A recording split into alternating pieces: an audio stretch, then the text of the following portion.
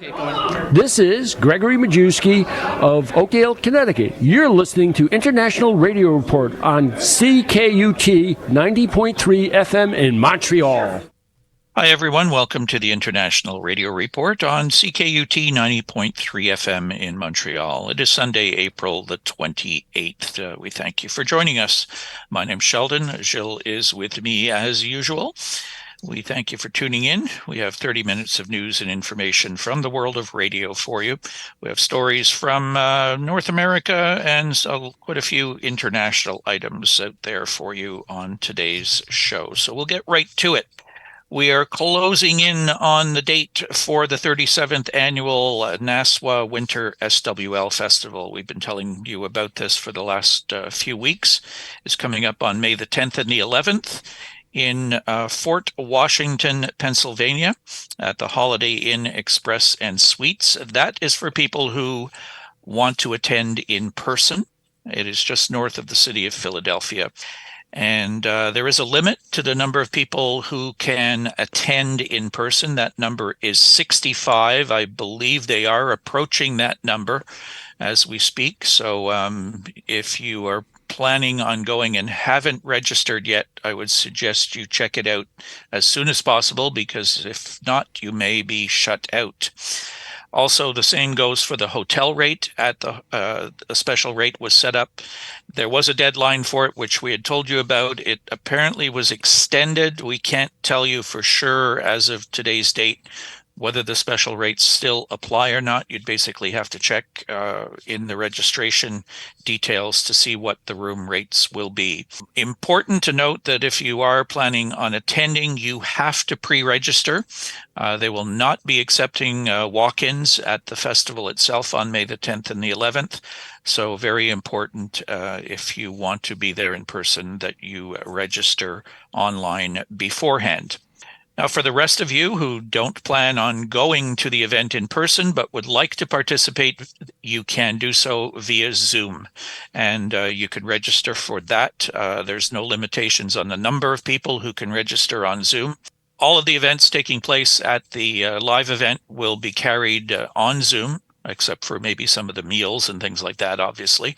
But all of the forum presentations, all of that will be available on Zoom.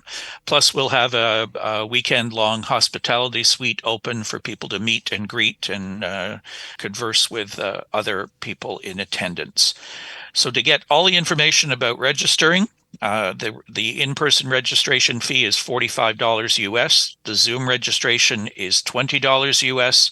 And you can do all of that through the website swlfest.com.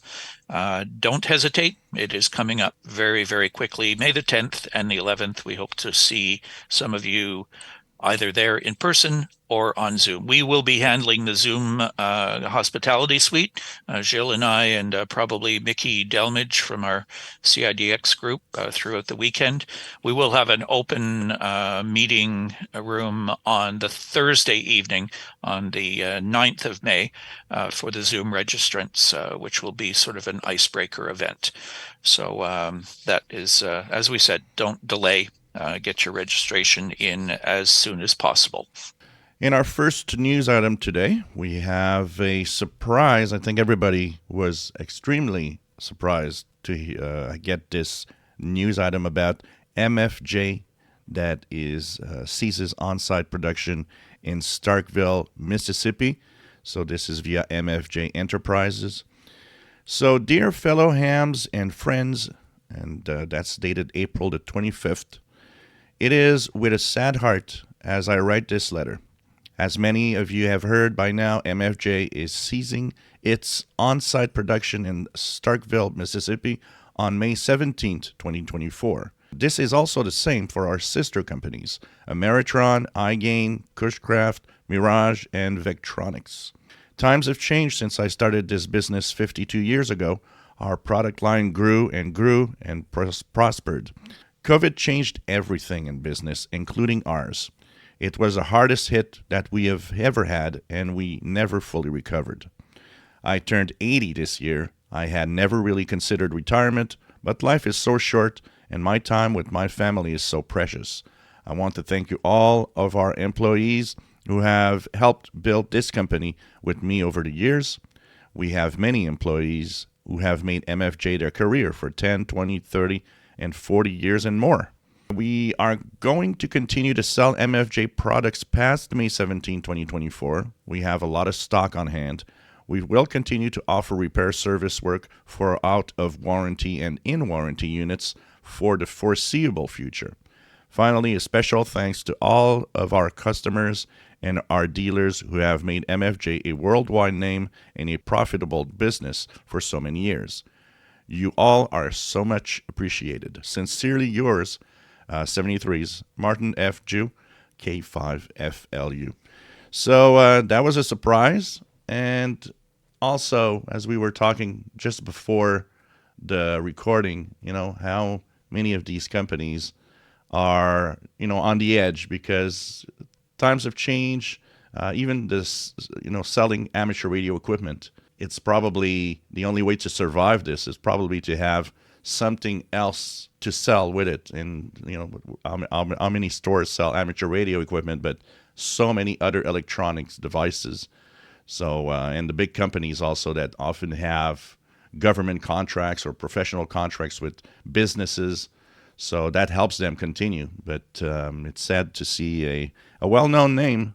The first year of me listening to shortwave, probably have seen some MFJ stuff in some of the magazines, and sad to see that it's closing down slowly. Yeah, they over the years they merged in, brought in another quite a few lines of equipment as some of the companies that you mentioned there, but it's not a real volume business. I mean, they had so many different products available, probably the biggest choice of products of any of the amateur radio suppliers out there. But as much as they seem to say that amateur radio is expanding and that there's more and more people getting into it, I'm still not totally convinced of that. And it's a very competitive business. There are not that many businesses selling the equipment out there. So, people are shopping around, and there's only so many people to go around buying the equipment. So I guess it's not all that surprising. It's just rather a sudden shock for something that's kind of always been there to suddenly be going away. So I guess it is a sign of the times, and as he explained in the release that they circulated, a lot of people without losing their jobs after many years of service with the company, which is sad in itself.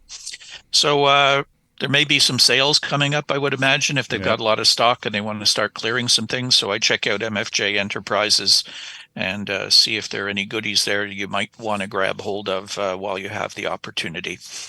Next, we come to a story out of Canada. Canada's Christian radio station off the air in Happy Valley-Goose Bay following a fire. This comes from VOCM radio, local news via Radioworld. Canada's largest Christian radio station is off the air in Happy Valley-Goose Bay area because of a massive fire last Friday. The station repeater site was in one of the buildings that burned at the hangar on the 5-wing base.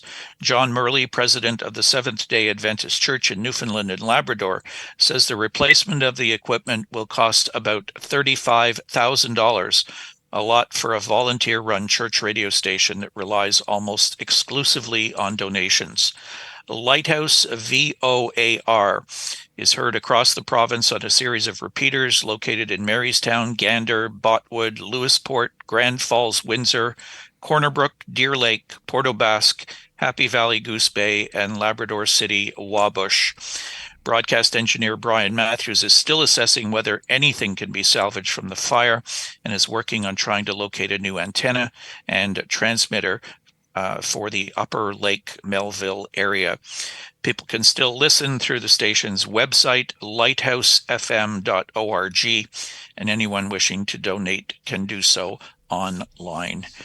So for those that don't know, or maybe used to hearing Canadian radio stations with a call letter of starting with C, the stations in Newfoundland were allowed to keep the V prefix, which they had used before 1949, when Newfoundland became the 10th province of Canada. So it's kind of unique that those stations are somewhat historic, maintaining the V call signs. V call signs are used in Canada for other non-broadcast stations, but these are a couple that still exist on the radio spectrum for broadcasting. So hopefully they can get things up and running again, but $35,000 for a volunteer-run station is going to be difficult to do. Hopefully they might get something back up and running. Let's cross our fingers. So we have in our next item, the National Association of Broadcasters names Crystal Radio Award recipients. This is via Radioworld. The National Association of Broadcasters named the recipients of the 37th Annual NAB Crystal Radio Awards. The Crystals recognize stations for exceptional year-round commitment to community service. Winners were announced at the NAB show this week. There's KFI on AM in Los Angeles, California, KKBQ FM, Houston, Texas, KMVP FM, Phoenix, Arizona, KNDE FM, College Station, Texas, KSL FM in Salt Lake City, Utah, WBZZ, Pittsburgh, Pennsylvania, WHPT FM, Tampa Bay, Florida, WJJY FM, Minneapolis, St. Paul, and WLBC FM in Muncie, Indiana, and WNRP AM in Pensacola, Florida. Hubbard Broadcasting's KSTP FM in Minneapolis, St. Paul received the Crystal Heritage Award, which recognizes radio stations that have won 5 Crystal Radio Awards. 11 other stations have been so honored. So, congratulations. I mean, to get these awards is pretty cool, and hopefully other stations can also, show their excellence in broadcasting at some point. Yeah, particularly for community service is what they're being recognized for, which is something that's disappeared from a lot of radio stations. So I think that's really noteworthy that those stations have continued to serve their communities and are recognized for that, just for that fact. So good work on their part. So what's happening with our sun? Well, our sun is very active. It has a lot of sunspots. I like the reference that Sheldon gave. It looks like the sun has the measles. Exactly, yeah. So we had a lot of near misses of coronal mass ejections, actually, this week. We did have some variable conditions due to a lot of flares, a lot of close to or into the G1 class geomagnetic storming. So there were some auroras visible across Canada and some northern U.S. states a few days this week. The sunspot number 196, the solar flux 167, and there's still quite a few spots to look at. AR 3654 is one of them that could be a troublemaker for more flaring and coronal mass ejections. So hopefully conditions are not going to be too bad. But there could be some radio blackouts from time to time if there's any significant flares. But to witness all of this, well, you got to turn on the radio and listen. This is Margie Barrett of Lansdale, Pennsylvania, listening to the International Radio Report every Sunday morning at 10:30 on TKUT 90.3 FM Montreal.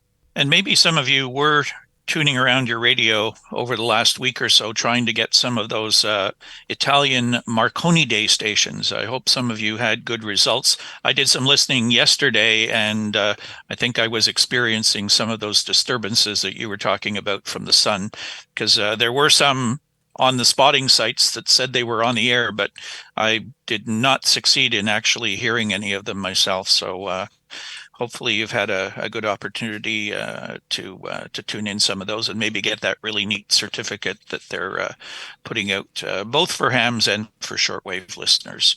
So our next story, we get into our international stories, and the first one is Radio Free Europe affiliated journalist jailed by the Taliban. This comes from Radio Info Asia. According to a report by the Afghan Journalist Center, Habib-ur Rahman Taseer, a local journalist associated with Radio Azadi and Radio Free Europe in southeastern Ghazni province, has been detained by the Taliban intelligence since April the 6th and now has been transferred to the regime's prison. Tazir was reportedly detained for preparing local reports for Radio Azadi. His smartphone was seized by the authorities and its content were checked without his consent. Another source in Ghazni province told the AFJC that Tazir had faced pressure before his arrest, including being removed from a joint WhatsApp group of journalists and local officials. Radio Azadi, Radio Free Europe, and the Taliban have not issued any comments regarding this incident so far. Radio Azadi is based in Prague, the capital of the Czech Republic, and produces and broadcasts programs for Afghanistan. In December 2022, the FM frequency of Radio Azadi and Voice of America, both U.S. government-supported outlets, were suspended by the Taliban. 2 months later, the regime shut down the websites of these two media outlets, saying that they had repeatedly failed to adhere to the regime's press laws and violated journalistic principles. The AFJC expressed serious concern about Tazir's continued detention and demanded his immediate and unconditional release. AFJC data shows that at least 59 journalists and media workers were arrested in the last solar year alone. The majority of these cases involve violations of Taliban media directives, which contradict the country's media laws. Really sad to hear this. We often forget about how dangerous it could be for journalists out there to be there and report on news for us. So hopefully it's not going to get worse. These are countries where, freedom of speech is a hard thing to come by.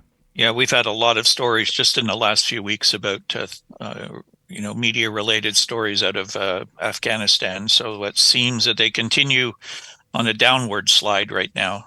Hopefully things can turn around at some point in the near future. So in our next story, the BBC World Service files urgent appeal to UN over abuse of national security and counter-terrorism laws against BBC News Persian journalists. This is a BBC press release via the Association for International Broadcasting. The BBC World Service has submitted an updated complaint to its urgent appeal filed with the UN and requested urgent action. The action follows recent developments, including the publication of documents in late February 2024 by a hacking group, which appear to reveal that a number of current and former BBC News Persian journalists were convicted in absentia by a court in Tehran in February 2022 for propaganda against the Islamic Republic. This comes after sanctions were imposed on Iranian officials by the UK and US in January this year for threats towards Iranian journalists in London. The updated complaint was sent to 5 special procedure mandate holders with whom it was first filed in December 2020 and updated in February 2022.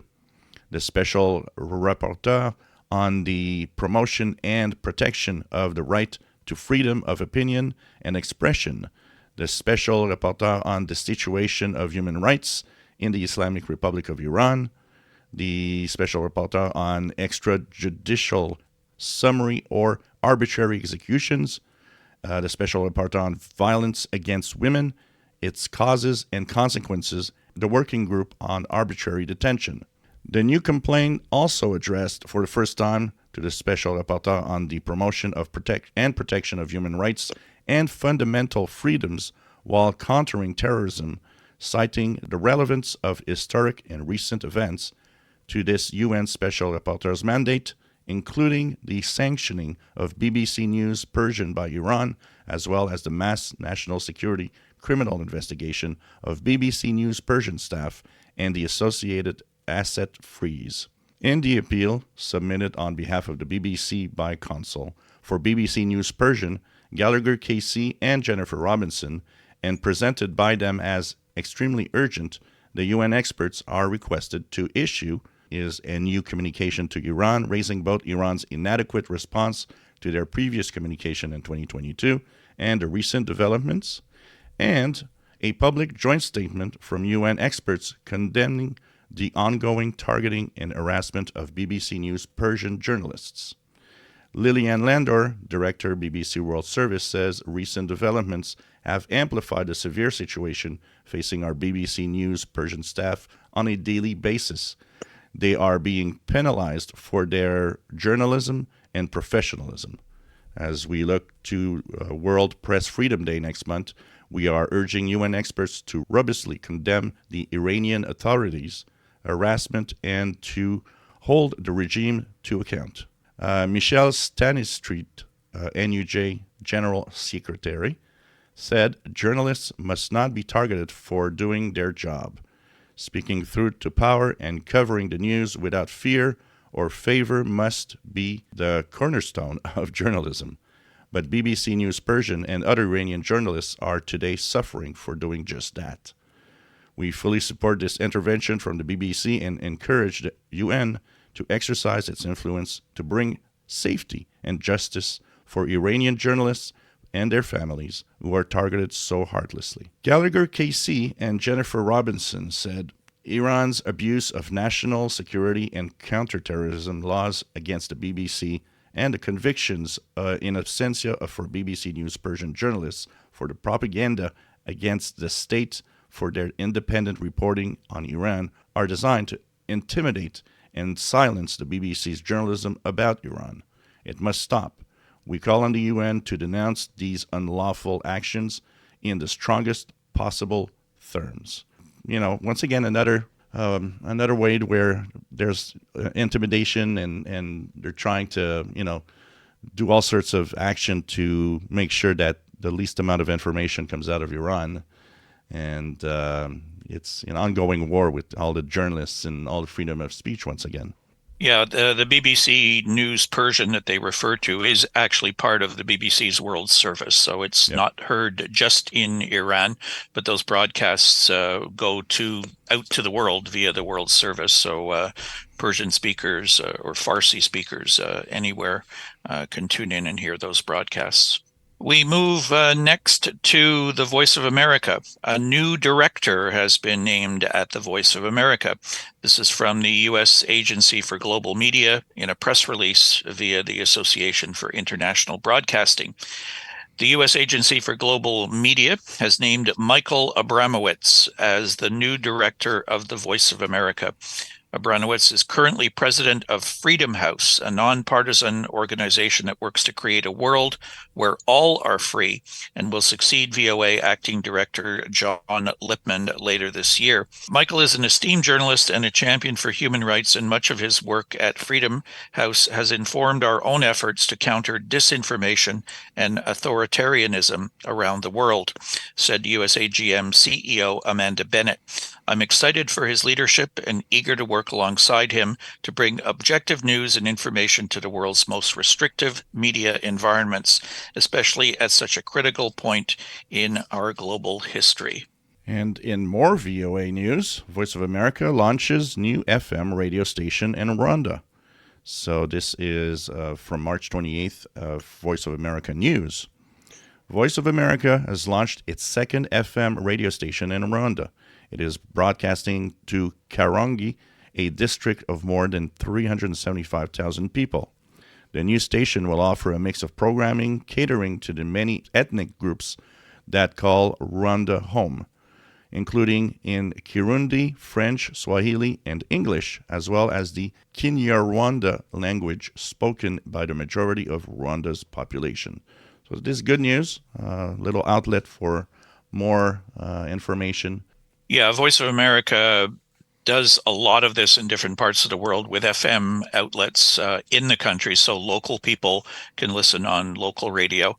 And then, of course, the international service, the Voice of America, which does have a lot of programming to Africa as well. So we have upcoming ham radio contests.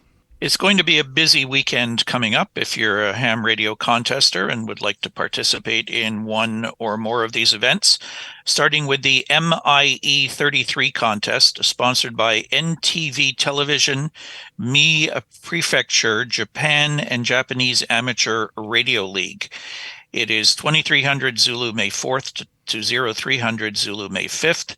Each amateur band allowed in Japan, except for the WARC bands, which is 160 through 2 meters and down even. So this is really covering all of the major bands, as well as VHF, UHF. And it is all modes, CW, SSB, and FM, not digital though. There's the Association of Italian Radio Amateurs DX contest coming up, 1200 Zulu, May 4th to 11:59 Zulu, May 5th. The bands are 10 through 80 meters, no WARC bands, and it is CW, SSB, and RTTY. The Central Oregon DX Club is holding the 7th Call Area QSO Party, 1300 Zulu May 4th to 0700 Zulu May 5th.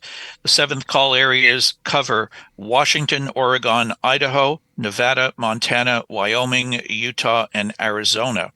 The bands 160 through 10 meters, CW, SSB, and RTTY are the modes. There's the Indiana QSO Party, 1500 Zulu May 4th to 0300 Zulu May 5th, sponsored by the Uzier DX and Contest Club. Bands 160 through 10 meters without the WARC bands, and modes are SSB and CW. The Delaware QSO Party, sponsored by the First State Amateur Radio Club, is running 1700 Zulu May 4th to 2359 Zulu May 5th. That is also 160 through 10 meters and no WARC bands. That one is SSB, CW, and digital modes. And finally, the New England QSO Party, 20 hours Zulu May 4th to 2359 Zulu May 5th, sponsored by the New England Amateur Radio Clubs. Bands are 80 through 10 meters, SSB, and CW. So if you're a ham chasing a lot of the different U.S. states, maybe trying to get stations in every state, that might be a good weekend next weekend. For some of the states that don't have a lot of amateur radio activity, they should be out on the bands for all those different QSO parties taking place. So you should check those out. And we are out of time. We thank you for tuning in. If you'd like to get in touch with us, our email address is radioreport@yahoo.com. Our show live streams and is archived at ckut.ca, the CKUT website here in Montreal. Our Facebook group, International Radio Report, we want to welcome Garish Brennan in Dublin, Ireland, joining our group of 956 members. Our YouTube channel allows you to go and check out our most current show on the YouTube outlet at IRR, and you can go back and listen to previous shows there as well. And finally, you can join our X account at IRRCKUT and become one of our followers. Thanks for tuning in. Have a great week. We will talk to you again next Sunday on CKUT with the International Radio Report. Bye-bye for now. Bye-bye. This is your program, Moscow Mailbag.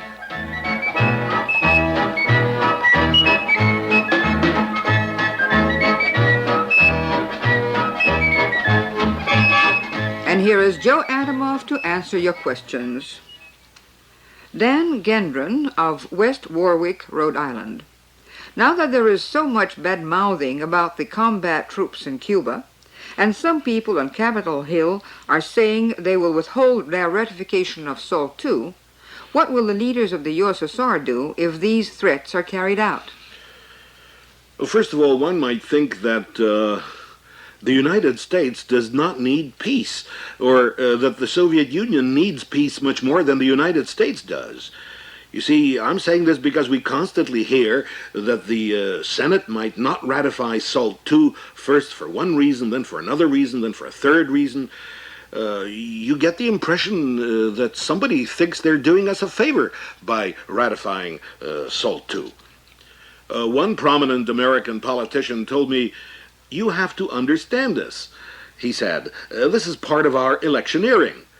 Well, I want to ask, does electioneering come before the destiny of peace? What is more important, electioneering or peace, may I ask? Now you ask, what will our leaders do if it's not ratified? First of all, I cannot imagine it not being ratified.